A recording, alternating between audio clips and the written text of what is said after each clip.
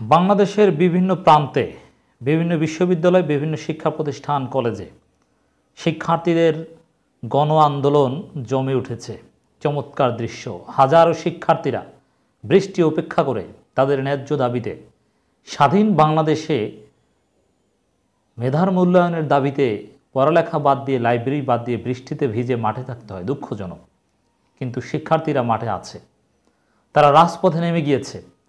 শিক্ষার্থীদের যে এই বৃষ্টি ভেজা পরিশ্রম, এটা ব্যর্থ হবে না কিছুতেই, সফলতা আসবেই।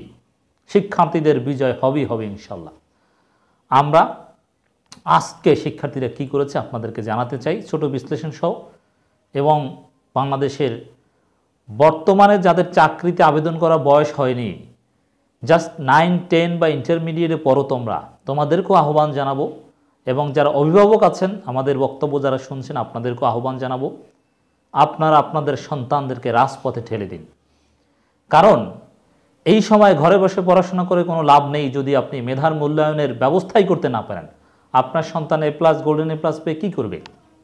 চাকরি তো হবে না, সব কোটায় খেয়ে ফেলবে, বৈষম্যের শিকার হবে।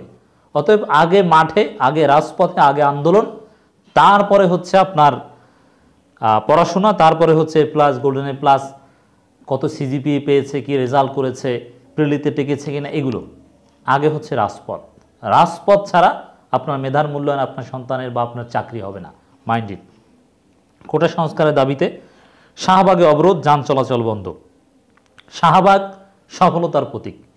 এই শাহবাগে লাগাতার অবস্থান করে আন্দোলনের সফলতা আসবে। আজকে যেভাবে শাহবাগে ঢাকা বিশ্ববিদ্যালয় থেকে শুরু করে বিভিন্ন বিশ্ববিদ্যালয়ের শিক্ষার্থীরা এসে জমা হয়েছে, আজকে যে আমরা অনড় অবস্থান তাদের দেখলাম, এটা স্পষ্টভাবে ইঙ্গিত দেয় দাবি আদায় না হওয়া পর্যন্ত শিক্ষার্থীরা পিছু উঠবে না।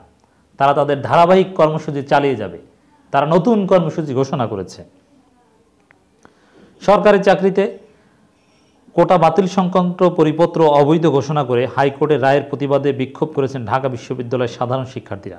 কোটা সংস্কার করে মেধাভিত্তিক নিয়োগের দাবিতে শাহবাগ অবরোধ করে বিক্ষোভ করেছেন সাধারণ শিক্ষার্থীরা। আজকে মঙ্গলবার 2 জুলাই বিকেল 4টায় সাধারণ শিক্ষার্থীদের ব্যানারে ঢাকা বিশ্ববিদ্যালয় ক্যাম্পাস থেকে নীলক্ষেত সায়েন্স ল্যাব হয়ে শাহবাগে গিয়ে অবস্থান নেন শিক্ষার্থীরা অবস্থান নেওয়ার কারণে শাহবাগ মোড় দিয়ে যান চলাচল বন্ধ রয়েছে। তখন ছিল যান চলাচল বন্ধ, পরবর্তীতে এটা অবশ্য স্বাভাবিক হয়েছে। দেখা দিয়েছিল তখন যানজট। ঢাকা কলেজ শিক্ষার্থীরাও মাঠে নেমেছে। জগন্নাথ বিশ্ববিদ্যালয় থেকে শুরু করে বাংলাদেশের সমস্ত বিশ্ববিদ্যালয়গুলোতে একদিকে শিক্ষকদের আন্দোলন, আর একদিকে শিক্ষার্থীদের আন্দোলন, আর একদিকে বিভিন্ন জায়গায় কিন্তু শ্রমিকদের আন্দোলন জমে উঠছে। মিছিলে আন্দোলনকারীরা কোটা না মেধা, মেধা মেধা, কোটা প্রথা নিবাদ যাক, মেধাবীরা মুক্তি পাক, বৈষম্যের বিরুদ্ধে ডাইরেক্ট অ্যাকশন, এমন নানান ধরনের স্লোগান দেয়। বিকেল 4:45টার দিকে মিছিলটি শাহবাগ মোড়ে পৌঁছায়। অবশ্য তার আগেই সেখানে সড়কের উপর বিপুল সংখ্যক পুলিশ সদস্য অবস্থান করেছিল। মুখে মুখে পরপর শিক্ষার্থীরা পুলিশকে ভুয়া ভুয়া বলে স্লোগান দেন। এক পর্যায়ে পুলিশ সরে যায়। কোনো পুলিশ, কোনো আওয়ামী লীগ, কোনো হেলমেট বাহিনী, কোনো ছাত্রলীগের গুন্ডা শিক্ষার্থীদেরকে কিচ্ছু করতে পারবে না। হ্যাঁ, অনেক ভয় দেখাবে, নানান সময় ডিস্টার্ব করার চেষ্টা করবে, থ্রেট দেওয়ার চেষ্টা করবে, হামলা করার চেষ্টা করবে। কিন্তু ছাত্রলীগের মধ্যে যারা একটু পড়াশোনা করে, যারা টাকার বিনিময়ে ভাড়া খাটে না, যারা হেলমেট বাহিনী না, মোটামুটি একটু ভদ্র, তারাই আন্দোলনকে সমর্থন করে। কারণ তাদের চাকরিও এই কোটার কারণে হয় না। ছাত্রলীগে মুক্তিযোদ্ধাদের সন্তানরা তো শিবিরও করে, ছাত্রদলও করে, সবাই তো আর ছাত্রলীগ করে না। বরং মুক্তিযোদ্ধাদের সন্তানদের একটা বিশাল অংশ কোনো রাজনীতিই করে না। অতএব ছাত্রলীগের লোকজন, ছেলেরাও কিন্তু আন্দোলন সমর্থন করে। তো দর্শক, রাজপথে নামতে হবে, শিক্ষার্থীরা নেমে গিয়েছে। এরপর হচ্ছে ঘণ্টাব্যাপী অবস্থানের পর শিক্ষার্থীরা শাহবাগ থেকে সরে গিয়েছেন, প্রমাণ করে শিক্ষার্থীরা কোনো সহিংস আন্দোলনে বিশ্বাস করে না। তারা শান্তিপূর্ণভাবে জোরালো গণ আন্দোলন করে তাদের দাবি আদায় করেই ছাড়বে। এই সরকার কিসের হাইকোর্টের রায়? সরকারকে উদ্যোগ নিতে হবে। সরকার যদি, হ্যাঁ, জুডিশিয়াল সুপ্রিমেসি বাংলাদেশে আছে, কিন্তু তারপরে এখানে সরকারের যোগ সাজশ আছে এই রায়ের পেছনে, কিংবা কোটা প্রথা ফিরিয়ে আনার পেছনে। অতএব সরকারকে উদ্যোগ নিতে হবে। সরকার চাইলে অবশ্যই শিক্ষার্থীদের দাবি পূরণ হবে। আর জুডিশিয়াল সুপ্রিমেসি থাকুক আর যাই থাকুক না কেন, জনগণের চাইতে সুপ্রিমেসি আর কারো বেশি থাকতে পারে না। অতএব গণতন্ত্রের সবার উপরে হচ্ছে জনগণ, তারপরে হচ্ছে কোর্ট, তারপরে হচ্ছে সরকার। অতএব জনগণ চায়, জনগণের চাওয়াকে সবার উপরে প্রাধান্য দিতে হবে। জনগণের চাওয়ার উপর কোনো ব্যাকরণ নাই, জনগণের চাওয়ার উপর কোনো আইন নেই।